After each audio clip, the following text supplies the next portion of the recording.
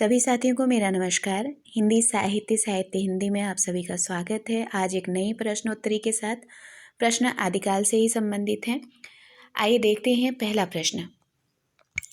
सिद्धों की उद्धृत रचनाओं की भाषा देश भाषा मिश्रित अपभ्रंश अथवा पुरानी हिंदी की काव्य भाषा है। कथन किससे संबंधित है? अर्थात सिद्धों की जो रचनाएं हैं उनमें जो भाषा प्रयोग की है वो देश भाषा मिश्रित है। देश भाषा मिश्रित अपभ्रंश अर्थात पुरानी हिंदी की काव्य भाषा है। ये कथन किसने कहा था? तो आचार्य शुक्ल जी ने कहा है।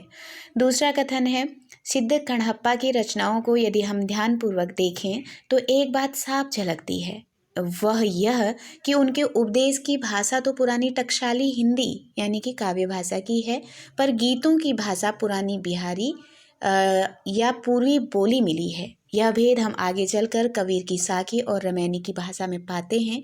यह कथन किसका है? तो कथन बच्चन सिंह का है। फिर से देखिएगा, सिद्ध कण्हप्पा की रचनाओं को जब ध्यान से हम देखेंगे कह रहे हैं तो इसमें हमको एक बात साफ मिलती है कि इन्होंने दो तरह की भाषाओं का प्रयोग किया है।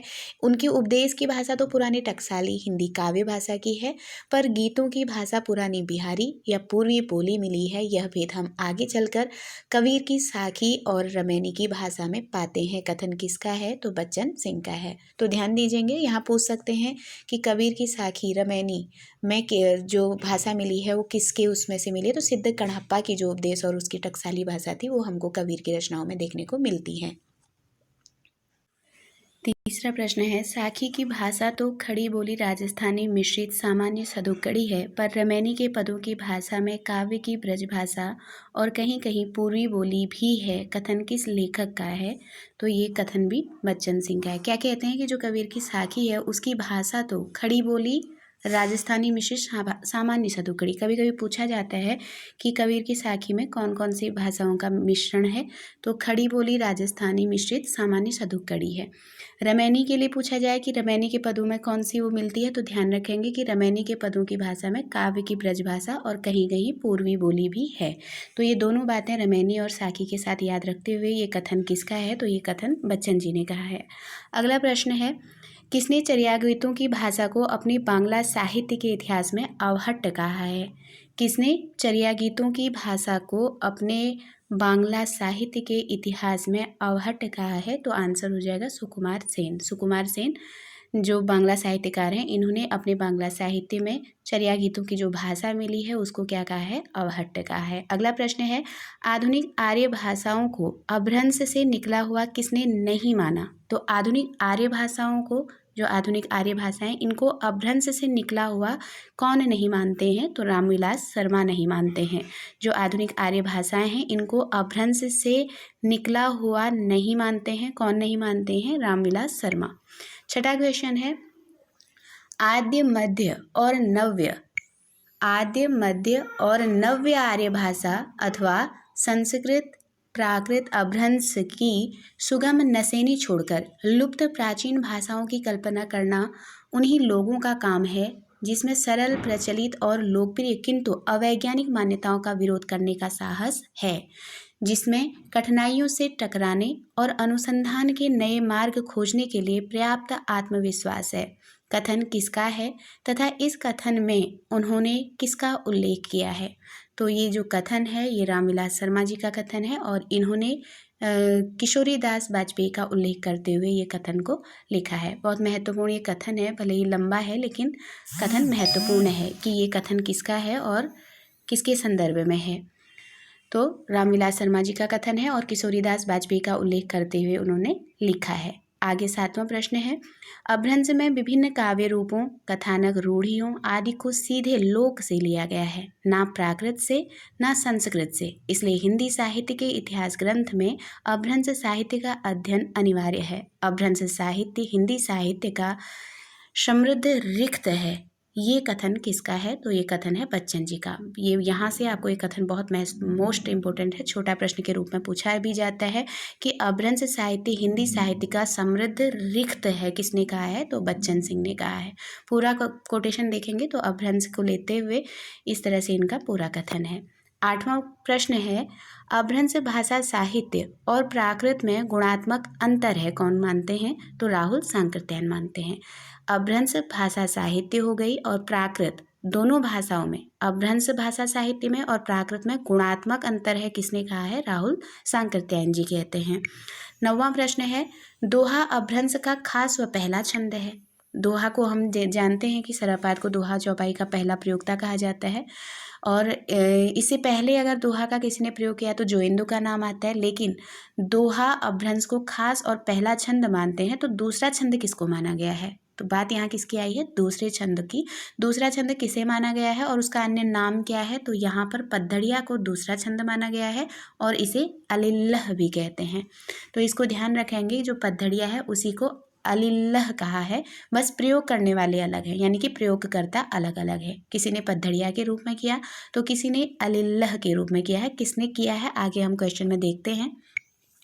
प्रश्न नंबर 10वां, पद्धड़िया का प्रयोग किसने किया तथा अलिल्लह का प्रयोग किसके द्वारा किया गया है, और पद्धड़िया में कितने पंक्तियों के बाद धत्ता दिया जाता है? तो यहाँ पे आंसर है कि पद्धड़िया का जो प्रयोग है वो सबसे पहले चतुर्भुज ने किया, और जो अलिल्लह है जो पढ़ते हैं छंद, इसका प्रयोग जिन्नदत्त सूर ने किया है। ये दोनों नाम महत्वपूर्ण है, जबकि पद्धड़िया और अलिल्लह दोनों एक ही हैं।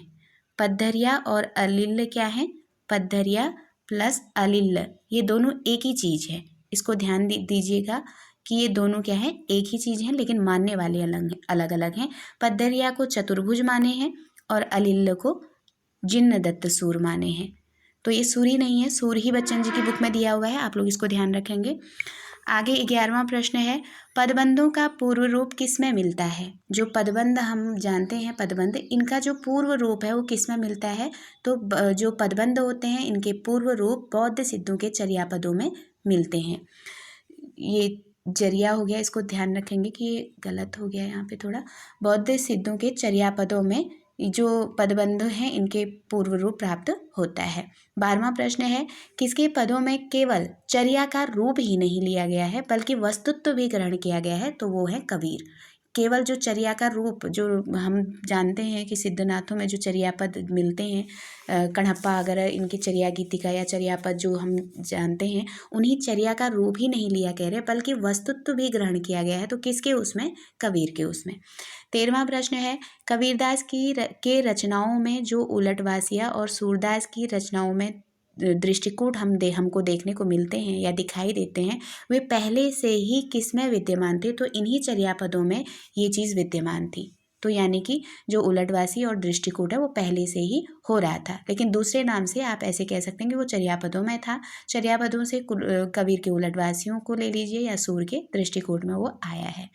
अगला प्रश्न है 14वां, आरंभ में रास एक ही छंद था जो संभवतः जनता के बीच गाया जाता था। ये गया लिखा गया है, गाया जाता था। किस रचना का 1/3 अंश इसी छंद में लिखा गया है? यानी कि रास छंद में ही कौन सी रचना थी जिसका 1/3 भाग लिखा गया है? तो संदेश रासक।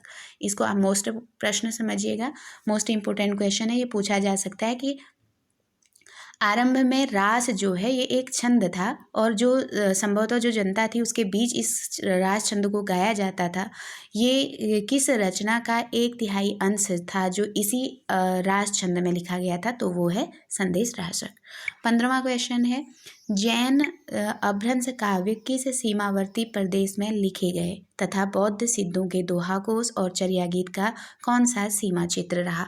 तो जैन अपभ्रंश काव्य का सीमा क्षेत्र और बौद्ध सिद्धों के दोहाकोश का हमको सीमावर्ती प्रदेश चयन करना है। तो यहाँ पे हो जाएगा कि जैन अपभ्रंश का जो काव्य सीमा क्षेत्र रहा वो राजस्थान गुजरात रहा, और बौद्ध सिद्धों का जो दोहाकोश इनकी जो मिलती है, चर्या गीत मिलते हैं, दोहाकोश मिलते हैं, इनका जो सीमा क्षेत्र रहा वो बंगाल और बिहार रहा। तो बंगाल बिहार किसका रहा? बौद्ध सिद्धों का। और जैनों का कौन सा रहा? तो राजस्थान और गुजरात। 16वां प्रश्न है, और ये इस तरह के क्वेश्चन यहाँ पे जो 15वां क्वेश्चन हम पढ़े हैं इस तरह का पूछा जाता है अक्सर कि बौद्ध सिद्धों का काव्य क्षेत्र कौन सा रहा है या जैनों का कौन सा रहा है। तो इसको आप खासकर ध्यान रखेंगे। जैन अपभ्रंश जो था वो गुजरात और राजस्थान की तरफ को विकसित हुआ था। वहीं हम जब बौद्ध और सिद्धों की बात करते हैं तो इनकी जो रचनाएं चाहे चर्या गीत हो चाहे दोहा कोश हो ये बंगाल बिहार की तरफ को मिलते हैं। 16वां प्रश्न है किसका कथन है कि आश्चर्य यह है कि अपभ्रंश की विरासत जिस मात्रा में हिंदी को प्राप्त हुई उस मात्रा में न गुजराती को मिली न बांग्ला को। अपभ्रंश के सीमांत हिंदी के भी सीमांत हैं। अतः भाषा की पहचान विषय वस्तु और काव्य रूप तीनों दृष्टियों से अपभ्रंश समग्र अपभ्रंश काव्य का अध्ययन अपेक्षित है। ये कथन किसका है? तो ये बच्चन सिंह का कथन है। महत्वपूर्ण कथन है कि जिस तरह से हिंदी ने अपभ्रंश को विरासत के रूप में प्राप्त किया तो वो विरासत के रूप में गुजराती बांग्ला को ही प्राप्त नहीं हुई कहते हैं। और जो अपभ्रंश काव्य है इसके बारे में ये मत है किसका? तो बच्चन सिंह का। अगला प्रश्न है अपभ्रंश काव्य को मोटे तौर पर 3 श्रेणियों में बांटा जाता है। सिद्ध काव्य, जैन काव्य, बौद्ध जैनेतर साहित्य। ये किसने कहा था? तो बच्चन सिंह का कथन है। किसका कथन है? बच्चन सिंह का। प्रश्न क्या है कि अपभ्रंश काव्य को मोटे तौर पर 3 श्रेणियों में बांटा गया है। एक सिद्ध काव्य, एक जैन काव्य और तीसरा बौद्ध जैनेतर साहित्य। यह कथन किसका है? तो ये बच्चन सिंह का कथन है। 18वां क्वेश्चन है अपभ्रंश के अंतिम काल 14वीं से 15वीं शताब्दी में हिंदी यानी कि खड़ी बोली अवधी ब्रजी जो चल रही थी में रचनाएं होने लगी थी। तो जो 14वीं से लेकर 15वीं समय था उसके बीच में खड़ी बोली अवधी ब्रजी मैथिली इसमें रचनाएं होने लग गई थी। इसके बाद से हिंदी रचनाओं की अविच्छिन्नी परंपरा मतलब टूटने वाली नहीं, एकदम से वही थोड़ा सा राइटिंग में टाइपिंग मिस्टेक है यहाँ पे, अविच्छिन्न परंपरा वहाँ से आरंभ होती है। किसने कहा था? तो ये बच्चन सिंह कहते हैं। तो यहाँ पे जो समय दिया गया है इसको ध्यान में रखना। इससे एक छोटा सा प्रश्न भी पूछा जा सकता है कि अपभ्रंश के अंतिम काल क्या था? तो 14वीं शताब्दी से लेकर के जो अंतिम काल है 14वीं शताब्दी, वहाँ से 14वीं से 15वीं शताब्दी में जो हिंदी थी ये अंतिम काल से वहाँ से खड़ी बोली अवधी और ब्रजी में रचनाएं होने लगी थी और यहीं से फिर अविच्छिन्न परंपरा वहाँ से आरंभ हो जाती है। ये कथन कौन कहते हैं? तो ये बच्चन जी का है। इसका मतलब है कि 14वीं 15 के बाद हमको अपभ्रंश नहीं देखने को मिलता है, वहाँ से हमको खड़ी बोली अवधी ब्रजी में रचनाएं होनी प्राप्त हो जाती हैं। 19वां क्वेश्चन है मोरा परहु हंस विहंगम अलिगव पौवव सरयू कुरंगम तुझौ कारणे ऋणारे भमंते कौन हो पुच्छई मई रोअंते। यह पंक्ति अपभ्रंश की है। तो ये जो पंक्ति दी गई है मोरा परहु हंस विहंगम अलिगव पौवव सरयू कुरंगम तुझ कारणे ऋणारे भमंते, ये पंक्ति जो है अपभ्रंश की है। ये एक नाटक से ली गई पंक्ति है और इसके रचनाकार का नाम भी बताना है। तो नाटक है विक्रमो उर्वशीयम और इसके नाटककार जो रचनाकार हैं वो है कालिदास। तो यहाँ बता दें कि बच्चन सिंह कहते हैं कि अपभ्रंश का कि कब से अपभ्रंश की शुरुआत होती है या किस उसमें मिलता है इसका कोई प्रत्यक्ष प्रमाण नहीं है, लेकिन जो कालिदास की रचना मिलती है विक्रमो उर्वशीयम वहाँ पर सबसे पहले मतलब वो देखने को अपभ्रंश मिलता है। तो इसी को कहते हुए उन्होंने इस पंक्ति को यहाँ पे इंक्लूड किया था। आगे देखेंगे 20वां प्रश्न। 3वीं शताब्दी से लेकर 8वीं शताब्दी तक के अपभ्रंश काव्य के उदाहरण किसकी रचना में देखने को मिलते हैं? ध्यान देंगे यहाँ पे कि 3वीं शताब्दी से लेकर यहाँ 3वीं शताब्दी से 8वीं शताब्दी के बीच की बात हो रही है, इसको विशेषता ध्यान देंगे। इसके बीच में जो अपभ्रंश काव्य के उदाहरण मिलते हैं तो सबसे पहले किसके रचना में देखने को मिलते हैं? तो उद्योतन सूरि का जो कुवलयमाला है 8वीं शताब्दी के बाद ये मिलने लगा था। कुवलयमाला में जो 8वीं के बाद प्रमाणिक अपभ्रंश काव्य, तो कहने का तात्पर्य यह है कि उद्योतन सूरि की कुवलयमाला में 3वीं शताब्दी से लेकर 8वीं शताब्दी तक अपभ्रंश काव्य के उदाहरण देखने को मिला था। किसकी रचना में? उद्योतन सूरि की कुवलयमाला में। जो अपभ्रंश की लगातार जो प्रमाणिक अपभ्रंश काव्य लिखा जाने लगा था वो 8वीं के बाद की रचनाओं में देखने को मिला। तो यहाँ स्पष्टता यही आपको याद रखना है कि 3वीं शताब्दी से लेकर 8वीं शताब्दी के बीच में जो अपभ्रंश काव्य के उदाहरण मिले थे वो किसकी रचना में मिले थे? तो कुवलयमाला में। और ये रचना किसकी है? उद्योतन सूरि की है। और इसके बाद अगर ये प्रश्न बन जाता है कि कहाँ से प्रामाणिक अपभ्रंश काव्य लिखा जाने लगा, तो 8वीं शताब्दी के बाद से प्रामाणिक अपभ्रंश काव्य लिखा जाने लगा था। फिर इसके बाद 21वां प्रश्न देखिए, मूलतः अपभ्रंश की बोली कहा गया है। तो किसको मूलतः अपभ्रंश की बोली कहा गया है? तो महत्वपूर्ण प्रश्न है, पश्चिमी भारत की बोली को मूलतः अपभ्रंश की बोली कहा गया है। बहुत महत्वपूर्ण प्रश्न, छोटा सा, कि मूलतः अपभ्रंश की बोली किसको कहते हैं? तो पश्चिम भारत की बोली को मूलतः अपभ्रंश की बोली कहा गया है। इसी के साथ बहुत बहुत धन्यवाद, आभार। वीडियो कैसी लगी, प्रश्न कैसे थे, आप लोग ज़रूर अपने विचार साझा करें। धन्यवाद।